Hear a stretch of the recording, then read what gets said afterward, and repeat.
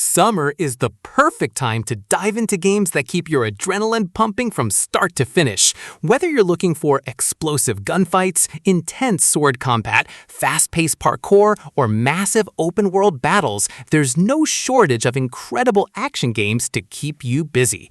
The best action games don't just test your reflexes, they deliver unforgettable set pieces, satisfying combat, and moments that make it hard to put the controller down. In this video, we've picked the best action games you absolutely need to play this summer, featuring modern classics alongside newer releases that deserve a spot in your library. So if you're ready for non-stop thrills and some of the most exciting gameplay around, grab your controller and let's jump straight into the list.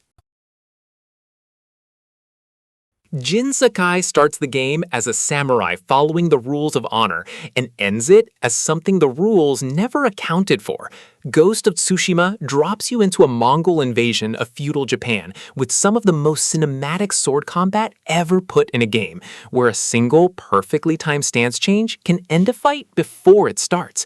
The world is drop-dead gorgeous, built almost entirely around wind, color, and silence, instead of map markers cluttering your screen. And if you finish it and want more, the sequel, Ghost of Yotei, is already out and expanding the story into new territory. This is one of the most beautiful action games ever made, and it's the perfect slow-burned adventure for a long summer weekend. The game that reinvented horror once already came back to do it again. This remake takes the 2005 classic and rebuilt it from the ground up. Leon feels heavier, smarter, and far more vulnerable. The village feels genuinely hostile instead of theme park scary. And every bullet actually matters because ammo is never guaranteed. Ashley isn't deadweight anymore either. She's a real part of the strategy now. Capcom didn't just polish the graphics. They rethought entire sequences, added new areas, and somehow made an already perfect game tighter. It's one of the rare remakes that critics and longtime fans agreed improved on the original in almost every way. If survival horror with real combat depth is your thing, this is essential summer playing. Capcom didn't just release a sequel, they built an entire living ecosystem and dared you to survive it. Wilds throws you into the Forbidden Lands, where the weather can flip from scorching heatwave to monster stampede in minutes, and every hunt changes depending on what's happening around you. It became the fastest-selling game in Capcom's history, with crossplay finally letting PC, PlayStation, and Xbox hunters team up on the same monster at the same time. 14 weapon types mean there's a playstyle for everyone, from slow, punishing greatswords to acrobatic insect glaives, and the monster designs are some of the most creative the series has ever produced. If you want a game built for hundreds of hours with friends, Wilds is still the one to beat this summer. A tiny French studio you'd never heard of walked into the Game Awards and walked out with more wins than any game in the show's history, Game of the Year included. Expedition 33 mixes turn-based strategy with real-time dodges and parries, so every single enemy attack becomes a reaction test instead of a coin flip. The story follows a doomed expedition racing against a goddess who erases a generation of people every single year, and it hits harder than almost anything released in years. Since launch, the developers dropped a massive free update, adding a brand new area and a photo mode, so there's more to explore than ever. If you think turn-based games can't be tense, this will change your mind in the first hour. A single studio in China took Journey to the West and turned it into one of the most jaw-dropping action games ever made, and then broke every sales record doing it. You played the Destined One, a monkey warrior with a staff that can grow, shrink, and smash mountains, fighting through a gallery of mythological bosses that look like they crawled out of a painting. Transformations let you become a cicada to sneak past enemies or a wolf to tear through them. And the boss variety here is relentless. No two fights play the same. It became the first genuine AAA blockbuster from a Chinese solo studio, and the hype was completely earned. If you love punishing boss fights wrapped in gorgeous, mythic set pieces, this belongs at the top of your summer list. Style points aren't a bonus in Devil May Cry 5. They're the entire game. You're juggling demons in the air, switching between 3 playable characters mid-combo, and getting graded like a dance judge is watching your every move. Dante's arsenal alone could fill a weapons expo. Nero's got a mechanical arm that changes tools on the fly, and V summons monsters instead of fighting himself, which sounds weak until you see it in motion. This game turned character action into a genuine spectacle sport, and it's had a resurgence lately thanks to the anime adaptation pulling a whole new audience back into the franchise. If you've ever wanted combat that feels like you're composing music with a sword, this is the one to boot up this summer. An open world designed by the guy who wrote Game of Thrones and the studio that made dying an art form. That's Elden Ring in one sentence. You're dropped into the lands between with almost no direction. And that's the point. Every road hides a boss that will humble you. Every cave hides a weapon that could break the game in your favor. The Shadow of the Erdtree expansion added an entire second map's worth of content, new bosses that rank among From Software's hardest ever, and a deeper look at the Elden Ring lore. Whether you're horseback charging a dragon or getting one-shot by a random pot enemy in the dark, this is the game that redefined what open world even means, and it still has more players jumping in every single week. Forget dodging. In this Doom, you walk straight into hell and dare it to hit you first.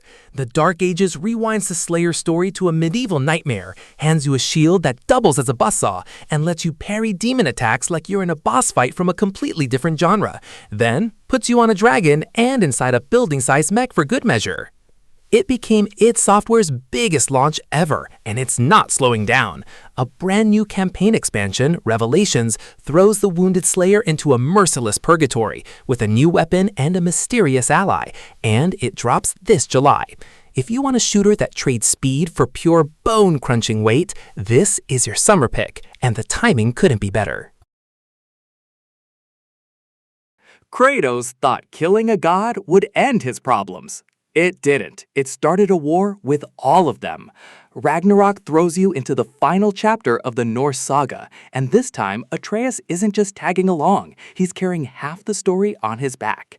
You'll fight Thor in a barroom brawl that turns into a building-leveling slugfest, sneak through 9 realms stitched together with 0 loading screens, and watch a father-son relationship get torn apart and rebuilt in real time. The combat's heavier, the puzzles are smarter, and the Valhalla mode, a free roguelike epilogue added after launch, gives you a reason to pick the axe back up even after the credits roll. If you've never played it, this is peak Santa Monica Studio, and it's never looked better than it does right now on PC.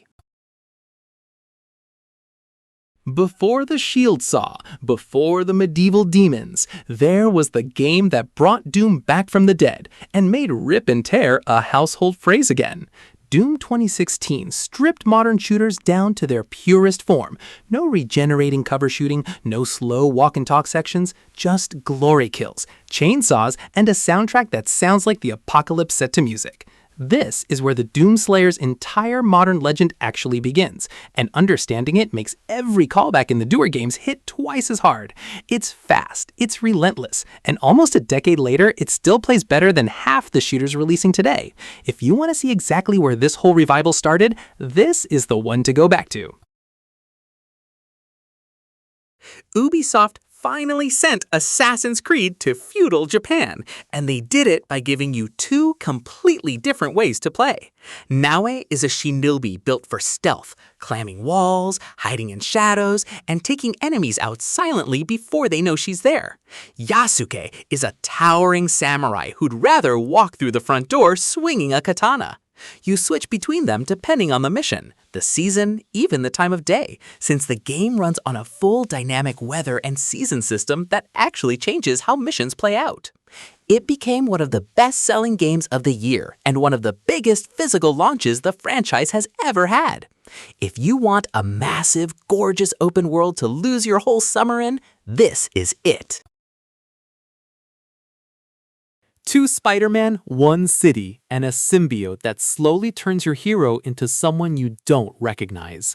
Spider-Man 2 lets you swap between Peter Parker and Miles Morales on the fly, each with wildly different powers. Peter's got symbiote strength that turns fights into demolition derbies. Miles channels bioelectric venom blasts that light up the screen. The new web wings let you glide across an expanded map covering Brooklyn and Queens, so getting anywhere is half the fun before you even reach a fight. Kraven the Hunter turns New York into an actual hunting ground, and the stakes escalate fast. It's now available on PC as well, so there's no excuse left. This is superhero combat and traversal at its absolute peak. What if Pinocchio was a Souls-like, and instead of wishing to become a real boy, he had to survive a city falling apart around him? Lies of P takes that premise completely seriously, wrapping brutal, punishing combat around a genuinely twisted retelling of the fairy tale, set in a gorgeous, decaying Belle Epoque city crawling with puppets that used to be human. Weapon assembly lets you mix and match blades and handles to build something no one else's playthrough looks like, and the boss fights rival anything from the genre's biggest names. It proved a smaller studio could go toe-to-toe with From Software and actually land some punches. If you've burned through every Souls-like out there, this one still has surprises left for you. Eve was built to kill, and Stellar Blade makes sure every fight looks as good as it feels.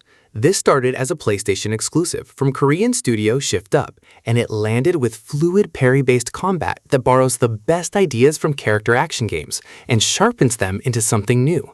Precise dodges, satisfying counters, and boss fights that demand your full attention. Since then, it's made the jump to PC with a genuinely excellent port, opening it up to a massive new audience. The world is a post-apocalyptic Earth overrun by monstrous Naytiba, and the atmosphere leans hard into desolate, haunting environments that make every safe zone feel earned. If you missed it on console, this summer is the perfect time to finally jump in. Sekiro doesn't care about your build, your levels, or your patience. It only cares if you can read an attack and hit deflect at the right frame. From Software stripped away everything RPG about their formula and replaced it with pure sword-on-sword rhythm, where posture breaks matter more than health bars, and one perfect parry can end a boss fight instantly. You're a disgraced shinobi with a prosthetic arm full of tools, grappling across rooftops in Sengoku-era Japan, hunting bosses that will destroy you dozens of times before you finally click. It's brutal, it's unforgiving, and it might be the single best combat system From Software has ever built. If you want a game that actually earns every victory, nothing hits like this one.